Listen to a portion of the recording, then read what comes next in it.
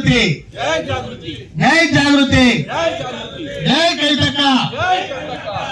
ముందుగా నేను ఈ వేదికను ఏర్పాటు చేసి మా అందరితో మాట్లాడించి కవితక్క పట్ల తనకున్నటువంటి గొప్ప అభిమానాన్ని చాటుకునే ప్రయత్నం చేసినటువంటి మా చిన్న గారిని హృదయపూర్వక ప్రత్యేకమైనటువంటి అభినందనలు తెలియజేస్తా ఉన్నా.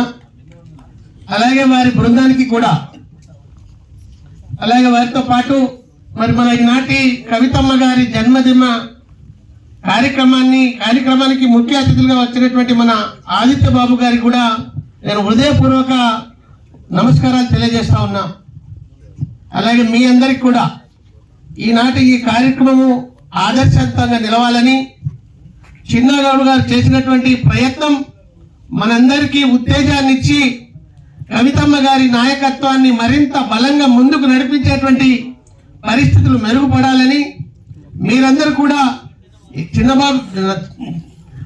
చిన్నన్న గారు ఏ రకంగా అయితే ప్రయత్నం చేస్తా ఉన్నాడో, అంటే ఒక ముఖ్యమైన గొప్ప నాయకులను, ఆదర్శవంతమైన నాయకులను ప్రజల సమూహంలో మరింత గొప్ప నాయకులుగా తీర్చిదిద్దేటువంటి కృషి ప్రతి కార్యకర్త, ప్రతి నాయకుడు చేసినప్పుడే ఆ సంస్థ, ఆ వ్యవస్థ, ఆ పోరాటం మరింత ముందుకు పోతుంది.